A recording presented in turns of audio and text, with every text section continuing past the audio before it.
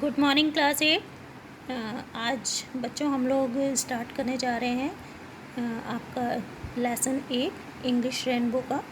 The lesson name is the missile man of India. We all know Abdul Kalam, APJ Abdul Kalam. He was the president of our nation और he is also known as the missile man of India, and this story is related to him.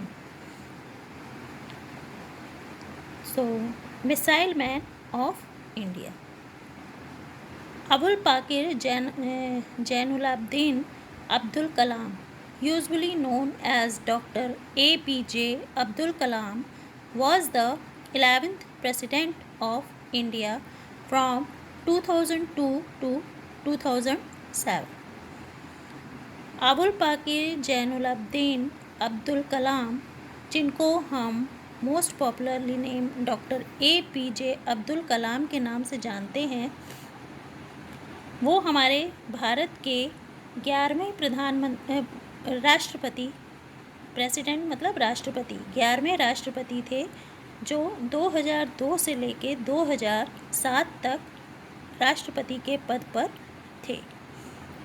APJ Abdul Kalam was born on 15th October 1931 at Rameshwaram in Tamil Nadu. APJ Abdul कलाम का जन्म 15 अक्टूबर 1931 को तमिलनाडु में रामेश्वर में हुआ था। Although he was born in a poor family, he was an exceptionally brilliant child. यद्यपि उनका जन्म एक गरीब परिवार में हुआ था, फिर भी वो एक अत्यधिक ब्रिलियंट मतलब प्रतिभाशाली बच्चे या बालक थे। His father Jainuladin was a boat owner who ferried Hindu pilgrims at the Rameshwar temple in Tamil Nadu. उनके पिता जैनुलाब्दीन जो वो एक नाविक थे और जो रामेश्वर टेम्पल तक तीर्थ यात्रियों को अपनी नाव में बैठाकर ले जाया करते थे। His father also an imam at the local mosque and his mother Ashiyamma was a housewife. उनके पिता लोकल मॉस्क मतलब होता है मस्जिद, और लोकल मतलब वहाँ की जो उन किसी एरिया उसी क्षेत्र की अपने क्षेत्र के जो मस्जिद थे मस्जिद थी, उसके इमाम भी थे, और उसकी माँ आशियम्मा एक हाउसवाइफ थी, गृहिणी थी। He started working at a young age. उन्होंने बहुत छोटी सी उम्र में काम करना शुरू कर दिया था। He sold tamarind seeds and newspapers to support his family.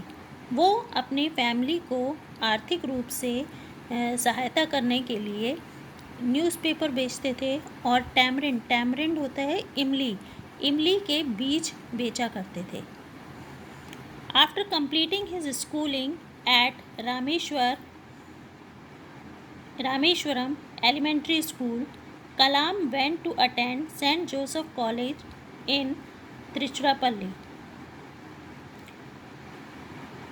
Rameswaram elementary school से अपनी प्रारंभिक शिक्षा पूरी करने के बाद कलाम सेंट जोसेफ कॉलेज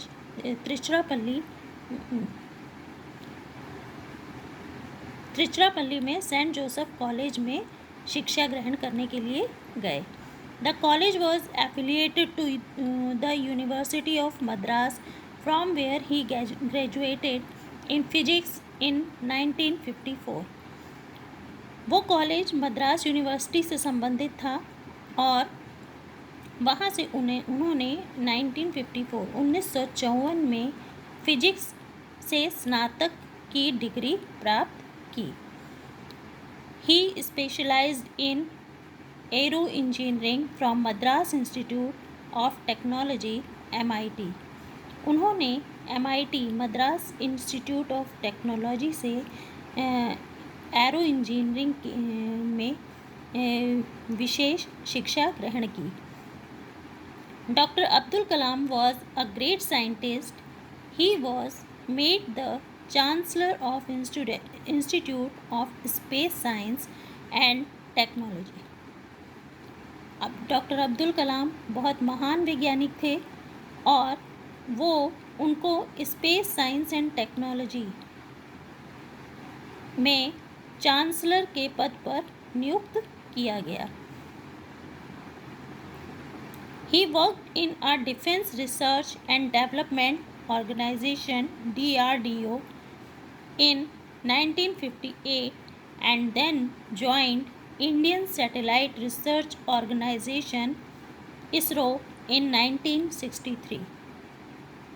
उन्होंने 1958 में defence research and development organisation, ये एक संस्था का नाम है जो सेना के लिए रक्षात्मक जो अस्त्र शस्त्र होते हैं उन पर रिसर्च करने का एक संस्थान है, उसमें उन्होंने काम किया। इसका नाम है defence research and development organisation.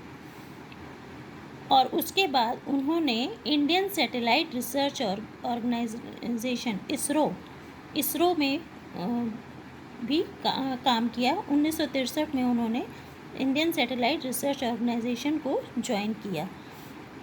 ये वही रिसर्च ऑर्गेनाइजेशन है जहाँ पे विभिन्न प्रकार की मिसाइलें और जो रॉकेट साइंस से रिलेटेड जो भेजे जाते हैं, अस्त्र भेजे जाते हैं, जैसे अग्नि है, पृथ्वी है, SLV हैं, ये जो प्रक्षेपास्त्र होते हैं, ये जो बनते हैं, ये सैटेलाइट रिसर्च ऑर्गेनाइजेशन में बनते हैं, वहाँ पे इन पर रिसर्च होती है। तो इन संस्थानों में उन्होंने काम किया।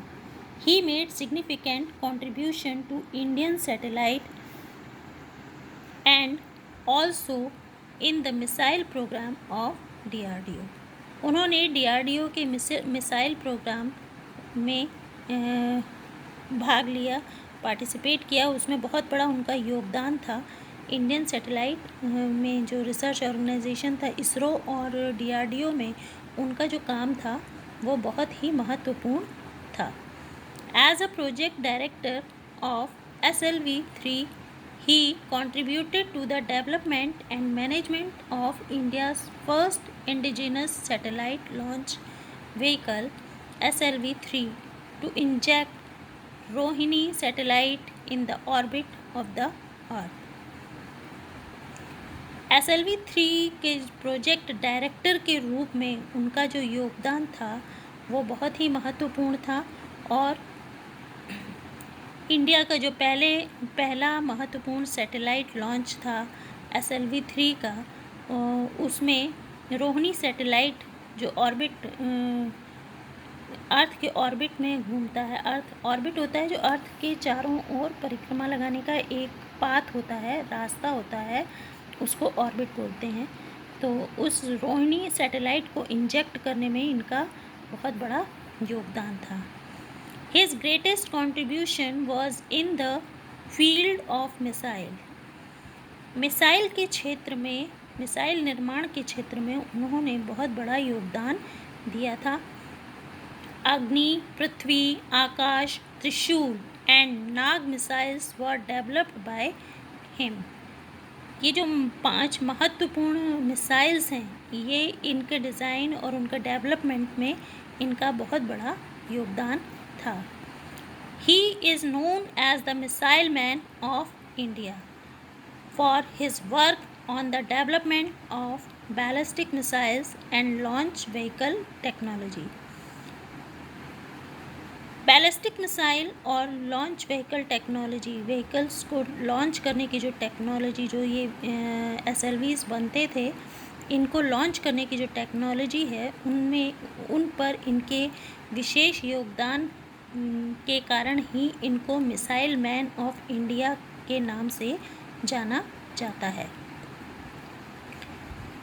Besides being such a great scientist, he was a great writer too।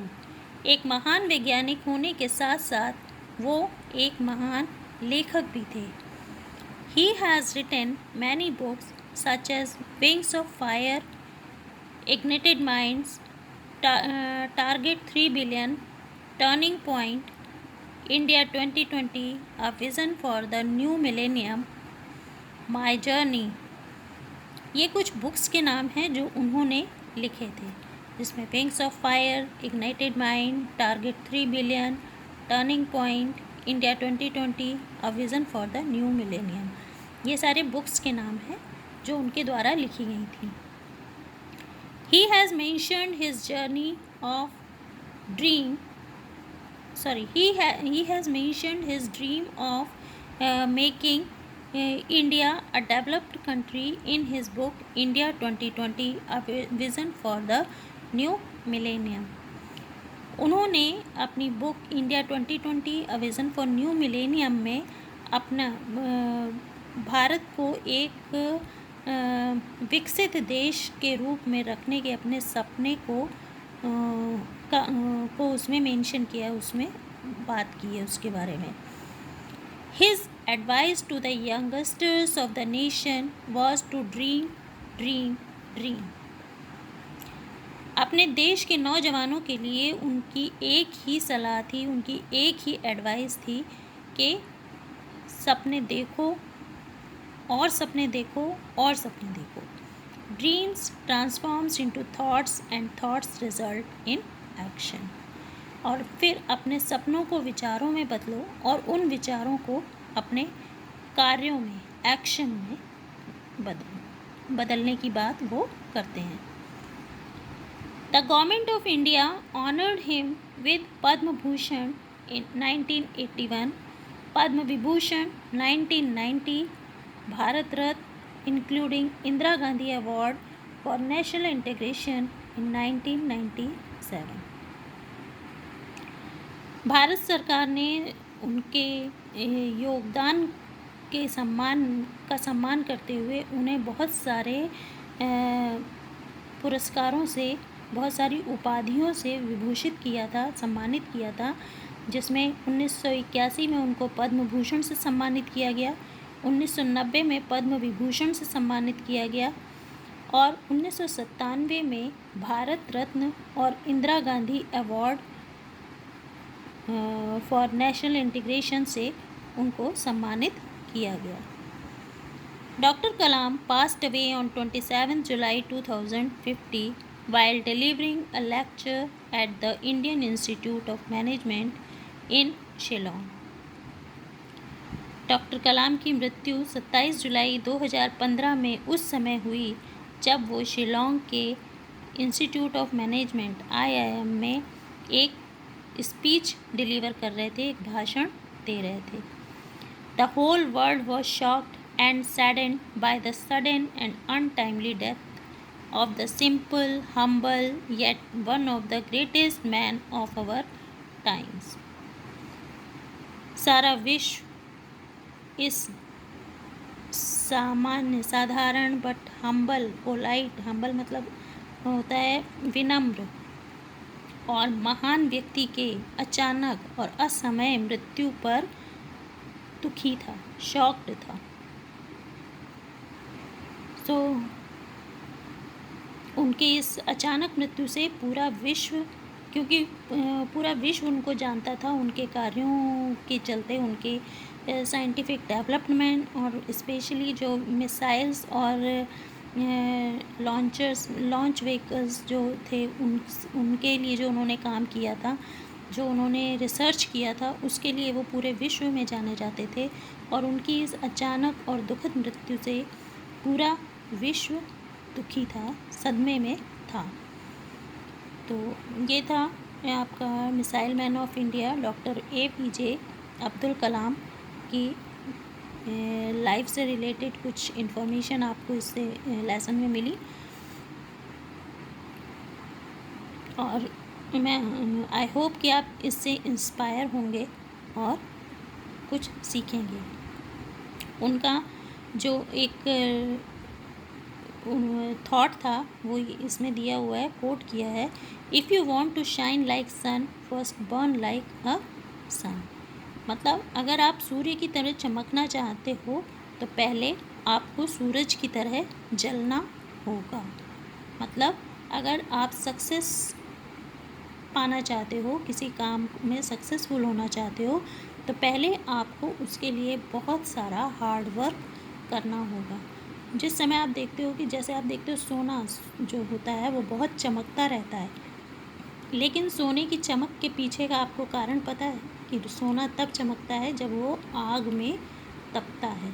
और सोने का टुकड़ा किसी काम का नहीं होता है जब तक कि उसको आग में तपाकर किसी ऑर्नामेंट में, किसी गहने के रूप में ढाला ना जाए, तब तक उसकी कोई वैल्यू नहीं होती है। इसी तरह मनुष्य की भी वैल्यू तब तक नहीं होती है जब तक वो कठिन परिश्रम से कोई अपना एक ऑनरेबल पोजीशन या ऑनरेबल स्थिति तक नहीं पहुंच जाता है। Okay, so thank you for today, it's over.